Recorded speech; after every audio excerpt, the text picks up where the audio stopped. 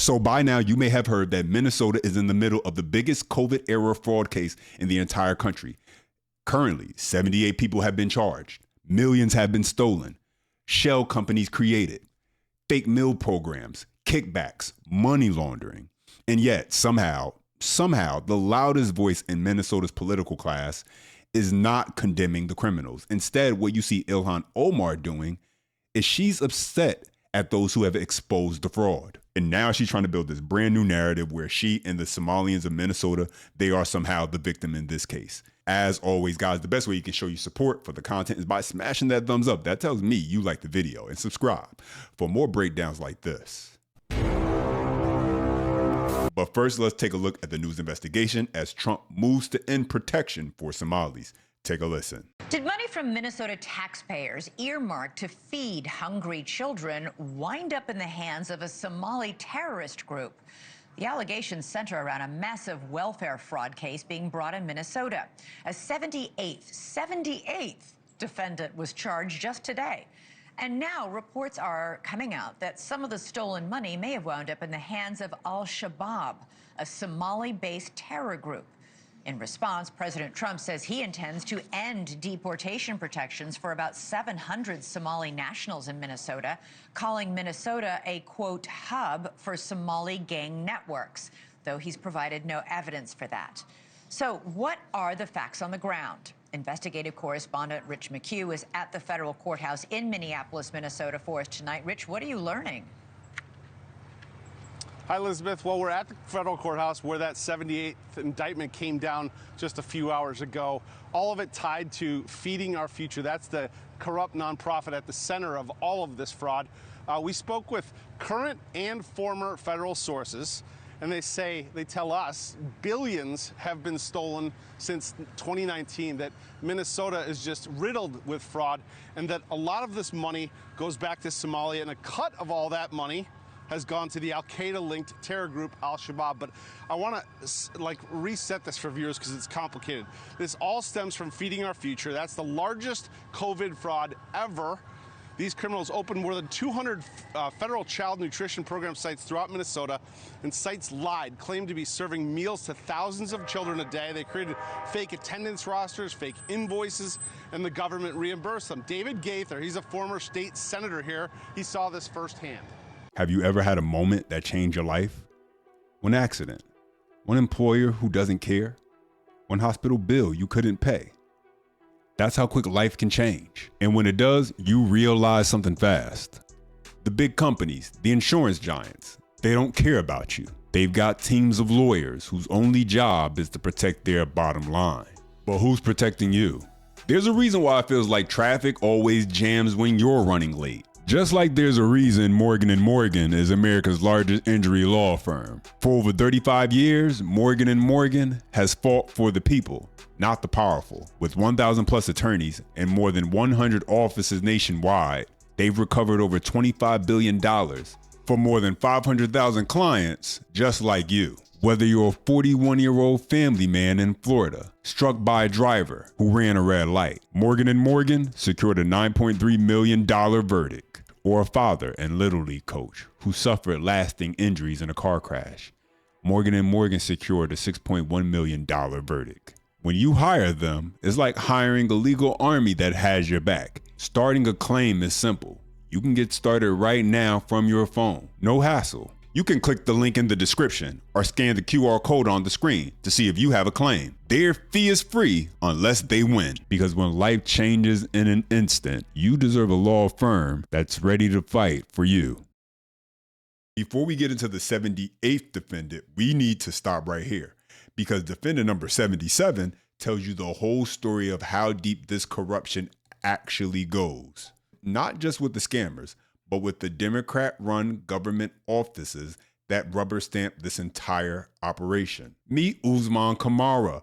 According to federal prosecutors, Kamara wasn't new to this game. This man and his store, Chaos Grocery and Deli, were kicked out of SNAP back in August 2015 for suspected fraud, meaning the government already knew he couldn't be trusted with federal nutrition dollars. He was disqualified. He was banned. He was supposed to be off the field completely. But instead of being watched, investigated, and prevented from touching taxpayer money ever again. He came right back. In September 2020, Kamar simply enrolled KS Grocery into a different federal program, the Child Nutrition System, overseen by Feeding Our Future, the organization at the head of this entire scheme. And now somehow magically, despite the prior SNAP disqualification, despite the red flags, despite a paperwork trail of suspected fraud, the Minnesota government approved him. Not only approved him, but they also let him claim that he was serving 1,000 meals a day, 7 days a week, and they paid him over $1 million in reimbursements. And this is where you have to ask the real question. How does a man banned from one federal program for suspected fraud get welcomed into another program 5 years later with open arms? Kamar didn't have to sneak through some back door or some window. He went right through the front with the Minnesota government holding the door open for him. But let's jump back into this news investigation where they're exposing the Safari restaurant that played a key role in the Feeding Our Future fraud, and Ilhan Omar was known to be a fixture there during her campaign. Rich, this is the Safari restaurant in downtown Minneapolis. This is the epicenter of some of the biggest fraud and waste and abuse in this area. The owner right now is currently in jail, federal jail. This restaurant, which seats about 35, supposedly served 18,000 plus meals a day. A day? A day for 7 months. 18,000 plus.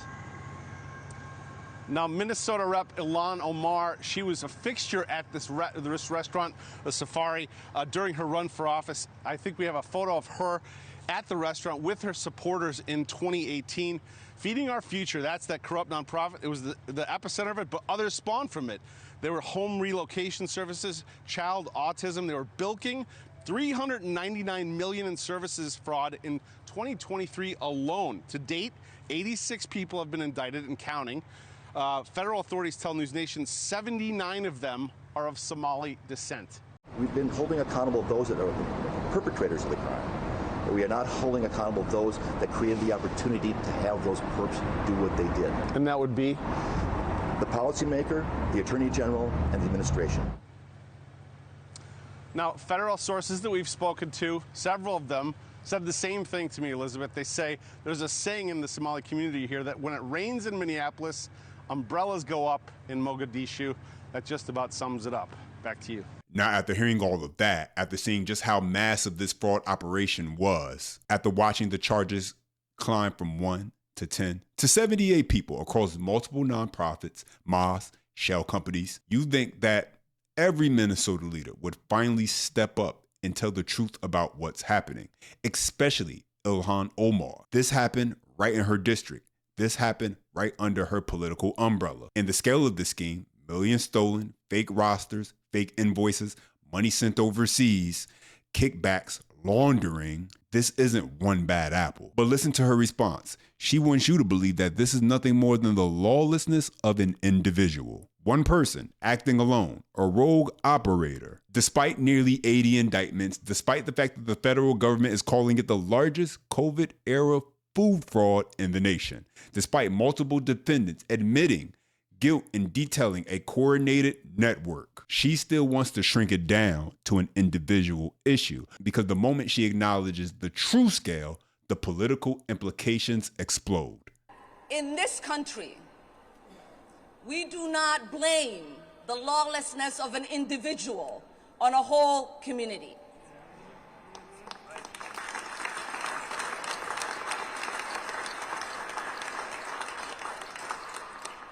Because if you believe in law and order, you understand that if a person commits a crime, they face justice. And that you don't put that crime on a whole community. What we also know is that there is not a single evidence that the president or his coonies have put forth that there are any single resource from taxpayers in Minnesota that has gone to aid and abet terrorism. That language is dangerous. That language puts the lives of Somalis not only in Minnesota, but across the country in danger. And if the president believed that and he had evidence, he would take people to court. So we are sick and tired of the president waking up one day and deciding to put forth falsehoods and demonize whole communities, while the ignorant people that support him then take the lies that he's spreading and use it as a fact. Let's be clear. You do not scam nearly $500 million with just a few individuals. Fraud on this scale doesn't happen because one or two people woke up and decided to break the rules. This took coordination. This took cooperation. This took a network of people who understood what they were doing and who were all willing to play their part, no matter if it was small or big. Parents claiming their children had autism just to get kickbacks. Business owners submitting fake rosters, fake invoices. Middlemen setting up shell nonprofits with no intention of actually offering real services. Operators billing the state for millions in social services that were never actually delivered. This is a system, a pipeline, a machine built to extract as much money as possible from the taxpayer. And it ran for years. And here's the uncomfortable truth. Over the last 5 years, people inside this specific fraud network, many of whom came from the Somali community, got rich off the state. They built companies overnight, walked away with luxury cars, overseas assets, and funneled money to Al-Shabaab. Now, does that mean every single Somali in Minnesota was involved? Well, of course not. And no reasonable person is saying that. But the idea that this was just the lawlessness of a few individuals, that this was just a handful of bad actors, that's just laughable. And it's political spin. And everyone knows it. And here's the part that's mind-blowing. Ilhan Omar's priority isn't about condemning the fraud. No, she wants to make sure everyone knows one thing, that Somalians aren't going anywhere. Somalis are not terrorizing this nation. We are helping it thrive. Somalis have always seen themselves as a fabric of this nation. We have signed up to serve this country in its military. We have signed up to teach children. We have signed up to become nurses and doctors and engineers. We have signed up to be public servants and get elected into office. We don't do that because we hate this nation. We do that because we love this nation. We do that because we have deep gratitude to the Americans who have given us the opportunity to find a new home, to settle in that new home, to find new joys in that new home, to start families in that new home, and to call that new home our own. So not only are we not going anywhere,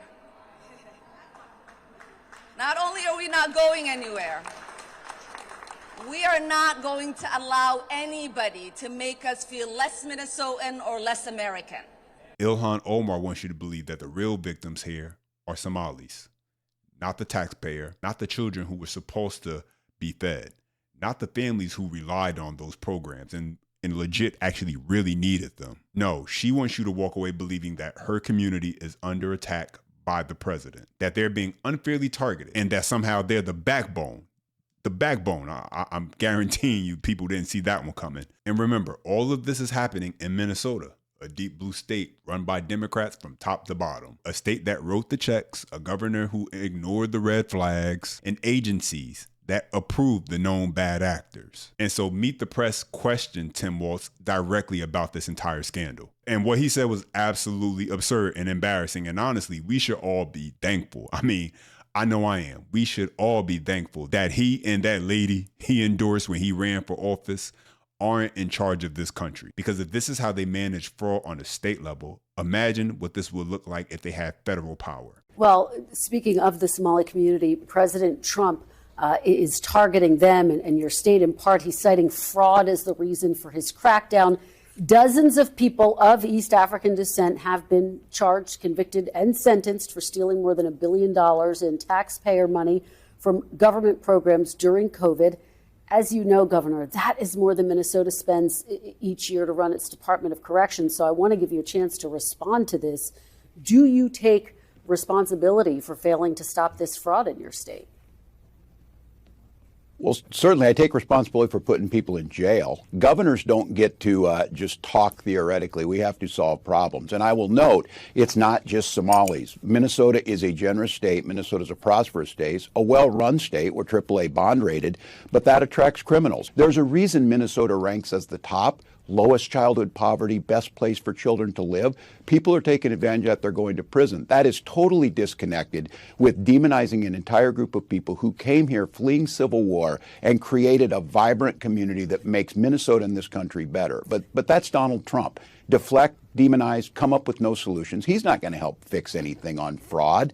My God, there's a big difference between fraud and corruption is something he knows about. At the end of the day, this Minnesota scandal isn't just about fraud. It's about the people in power looking the other way instead of actually stopping. Ilhan Omar wants you to focus on the critics, not the criminals. Tim Walz wants everyone to believe that because Minnesota is just such an open and welcoming and generous state, it leaves them susceptible to this sort of fraud. It's not the systematic failure that has done them in. But you don't get hundreds of millions of dollars stolen without a culture that allows it. You don't get this level of corruption without people in government choosing to look the other way. And so no matter how badly Ilhan Omar wants to try and turn this investigation into some sort of civil rights issue, that's not what it is. And so the only real question now isn't whether or not more indictments are coming.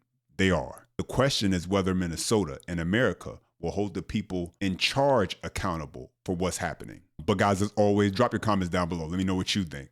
As always, best way you can show your support is by smashing that thumbs up. That tells me you like the video, and subscribe for more breakdowns like this. And as always, until next time.